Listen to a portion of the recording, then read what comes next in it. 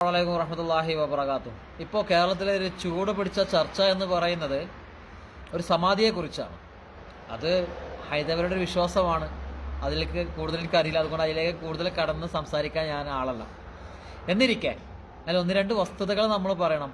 അവർ ചെയ്യുന്ന തമ്മാടിത്തരം, അല്ലെ ആ ചെക്കൻ, ആ മക്കൾ മുഴുവൻ ഹൈന്ദവരല്ല, അവരുടെ പവിത്രമായ ഒരു വിശ്വാസമാണ്. മുസ്ലിം തീവ്രവാദികളാണ് ഇത് പൊളിക്കാൻ പറഞ്ഞത്. മുസ്ലിങ്ങൾക്ക് അത് പൊളിക്കേണ്ട ഒരു ആവശ്യമില്ല പൊന്നുമോനെ. അതിന് ഫയൽ ചെയ്തിട്ടുള്ളത് ഒരു അമുസ്ലിം സഹോദരൻ തന്നെയാണ്, അല്ലാതെ മുസ്ലിങ്ങളല്ല. നീ ഒന്നരാടെ മുസ്ലിം തീവ്രവാദികൾ എന്ന് പറയുന്നുണ്ട്. അത് ഈ പിണറായിൻ്റെ ഭരണത്തിൽ അത് പറയാൻ കഴിയും. കാരണം എന്താണെന്ന് വെച്ചാൽ തലമൂത്ത നേതാവ് പറഞ്ഞിട്ട് ഇപ്പോൾ ഒരു ആക്ഷൻ എടുക്കാത്ത സ്ഥിതിക്ക് നിങ്ങൾക്ക് യഥേഷ്ടം ഈ ഇസ്ലാം മത വിശ്വാസികൾക്ക് നേരെ കുതിര കയറാൻ പറ്റും.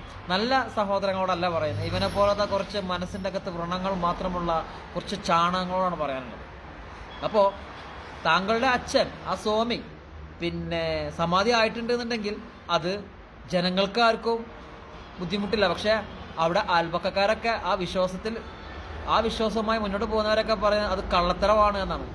അവരെയാണ് ബോധിപ്പിക്കേണ്ടത്. ഇസ്ലാം മത വിശ്വാസികളെ നീ ബോധിപ്പിക്കേണ്ട. കാരണം അവരെ ആ വിശ്വാസത്തിൽ വരുന്നവരല്ല. നിന്റെ വിശ്വാസത്തിൽ വരുന്നവരെയാണ് നീ എന്താ വേണ്ടത്, ബോധിപ്പിക്കേണ്ടത്. അതിന് മുസ്ലിങ്ങൾ തീവ്രവാദികളല്ല കേട്ടോ. ഒന്നൊരാടെ നീ പറയുന്നുണ്ട് മുസ്ലിം തീവ്രവാദികൾ. മുസ്ലിങ്ങൾ എന്ത് പഴച്ചു അങ്ങായി?